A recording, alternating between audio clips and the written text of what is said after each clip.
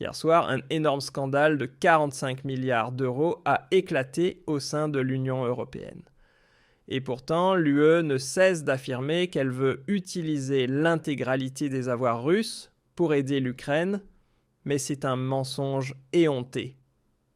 En réalité, l'Union a besoin de cet argent russe pour éviter sa propre faillite. Il semble d'ailleurs que Zelensky l'ait compris lundi à Londres. Et c'est pourquoi il abandonne maintenant ses partenaires européens à leur sort, préférant accepter le plan américain, nouvelles élections comprises. Vous voyez en coulisses, la coalition des volontaires est en train d'imploser. Et ce scandale, à plusieurs milliards, va désormais avoir des conséquences énormes. Avant toute chose, un grand merci à Herbie qui m'a signalé ce scandale de l'UE. Un salut chaleureux pour toi. Alors maintenant, regardons tout cela en détail et je vous préviens tout de suite, accrochez-vous bien à votre chaise parce que sinon, ça risque vraiment de vous retourner. Il s'agit des 210 milliards d'euros d'avoirs russes que l'Occident a saisis et qui sont pour la plus grande part déposés dans des banques belges. Ces fonds, on veut maintenant les confisquer définitivement aux Russes pour les transférer à l'Ukraine afin que celle-ci ne s'effondre pas immédiatement et puisse continuer à mener cette guerre par procuration. Car d'après Zelensky, l'Ukraine sera à court d'argent dès février et à ce moment-là, ce sera rideau. Mais avec ces 210 milliards russes, l'Ukraine pourrait encore tenir 3 années de plus à combattre les méchants russes et défendre, paraît-il, nos valeurs européennes sur son territoire. Du moins, c'est la version officielle, celle que le chancelier allemand aime raconter encore et encore aux Allemands naïfs.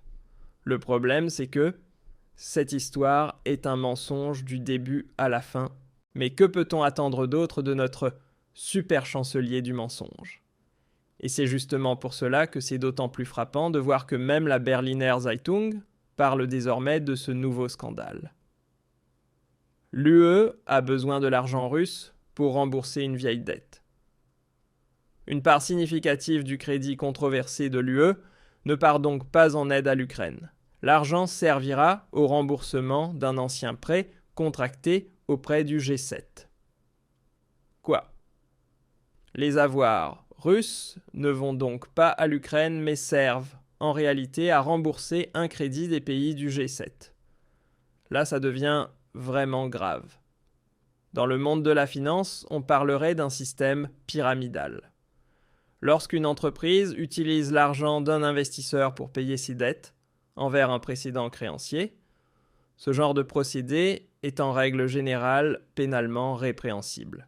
Et c'est exactement selon ce principe que l'UE veut procéder pour s'emparer des avoirs gelés de la Banque centrale russe.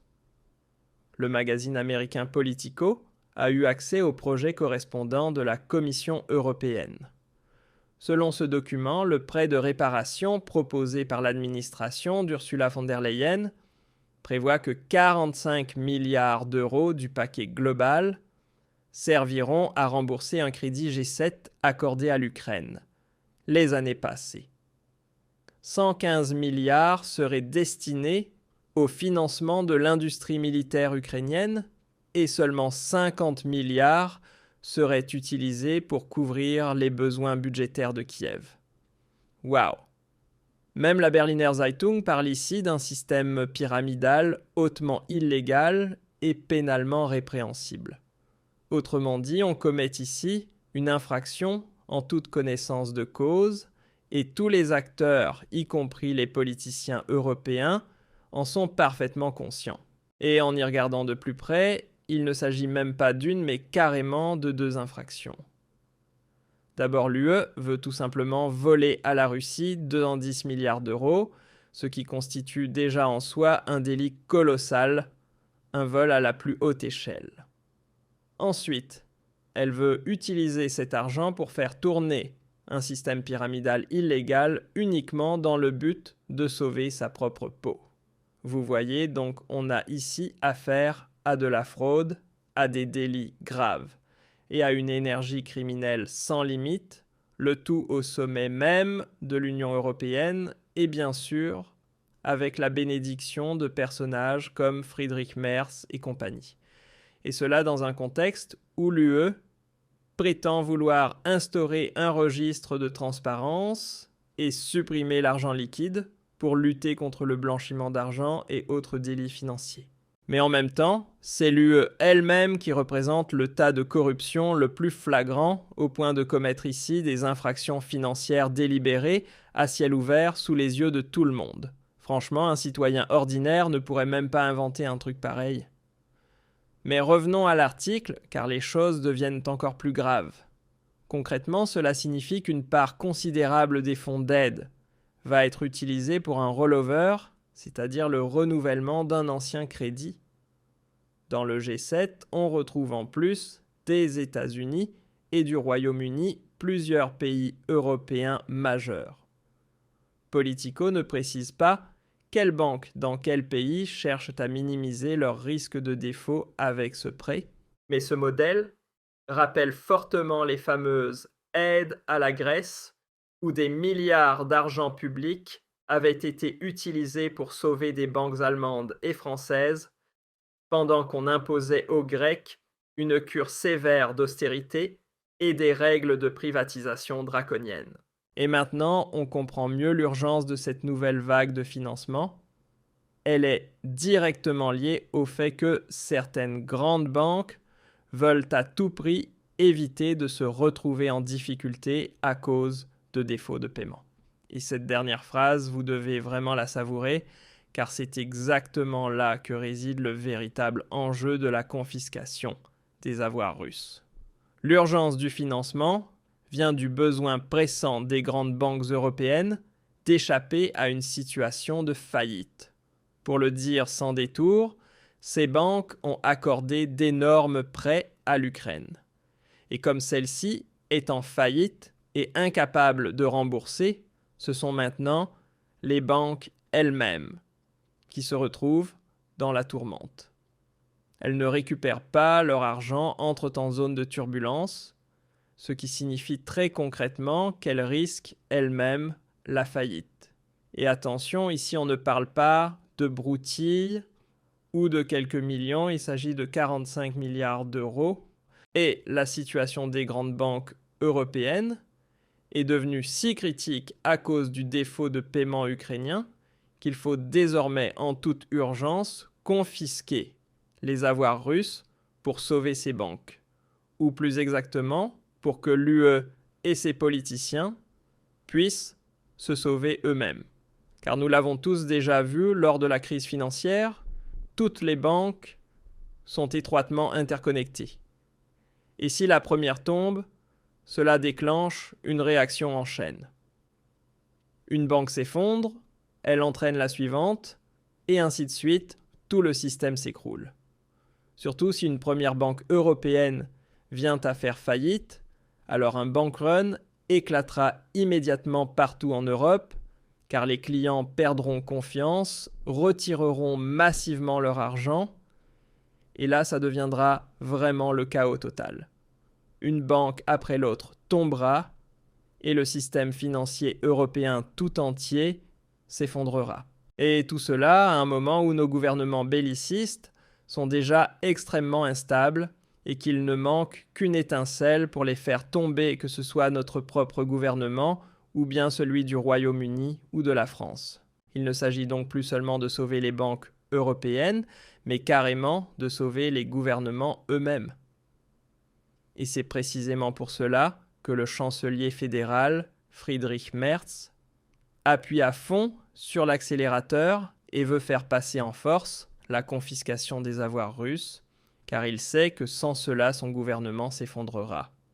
Vendredi soir, Merz était à Bruxelles pour assurer à divers responsables politiques que l'Allemagne prendrait en charge 25% des garanties de sécurité, soit la part la plus importante de tous les pays.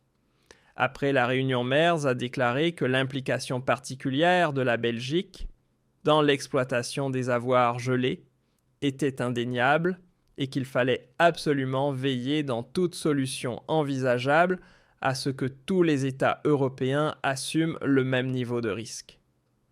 Selon la présentation de l'UE consultés par Politico, les pays membres devront garantir plusieurs milliards d'euros afin d'assurer les nouveaux prêts à l'Ukraine. L'Allemagne, elle devra couvrir 52 milliards. Et ce montant par pays pourrait encore augmenter si certains États, comme la Hongrie, refusent même de rejoindre l'initiative. Des pays non membres de l'UE pourraient théoriquement participer à la garantie globale. La Norvège était d'ailleurs pressentie comme candidate jusqu'à ce que le ministre des Finances, Stoltenberg, décline l'invitation à Bruxelles. Pourquoi ce refus, allez savoir. Seuls les esprits malicieux y verront un signe. Donc vous voyez bien, le chancelier fédéral Friedrich Merz est en panique totale. Et c'est pour ça qu'il veut faire passer la confiscation des avoirs russes à tout prix, même si l'Allemagne doit y laisser 52 milliards ou plus. Et Zelensky, eh bien on lui a expliqué tout ça lundi à Londres en mode « Écoute frérot, on est obligé d'exploiter ta détresse financière en Ukraine pour pouvoir vendre aux citoyens européens cette confiscation des avoirs russes et ainsi sauver notre propre peau ». Évidemment, Zelensky n'a pas du tout apprécié lui qui espérait recevoir la totalité des 210 milliards pour l'Ukraine et ses réseaux bien à lui. C'est donc pour cela qu'il a tiré la sonnette d'alarme hier soir. Au lieu de prolonger la guerre en Ukraine, il a annoncé des élections anticipées et semble vouloir clore rapidement le conflit selon les nouvelles directives. Et le vrai problème, c'est que si la guerre en Ukraine se termine, l'UE n'aura plus aucune justification pour la confiscation des avoirs russes, et alors tout ce baril de poudre explosera une bonne fois pour toutes. Mais attention, ce n'est pas tout, l'affaire va encore plus loin. Un détail assez étrange ressort de la présentation de l'UE révélée par Politico. En 2027, il était soi-disant prévu de dépenser 32 milliards d'euros pour combler le trou budgétaire. Et soudain, en 2028, il ne manquerait plus que 3,8 milliards. Pour 2029 et 2030, plus aucun besoin de financement n'est mentionné. Une guérison budgétaire miraculeuse en un temps record. Se pourrait-il que l'UE cherche aussi à exproprier la Russie pour combler son propre trou dans les finances? Bref, vous le voyez bien, c'est le plus grand scandale financier de toute l'histoire de l'Union européenne qui est en train d'éclater sous nos yeux. Alors partagez cette vidéo partout, tout le monde doit connaître la vérité sur la confiscation des avoirs russes.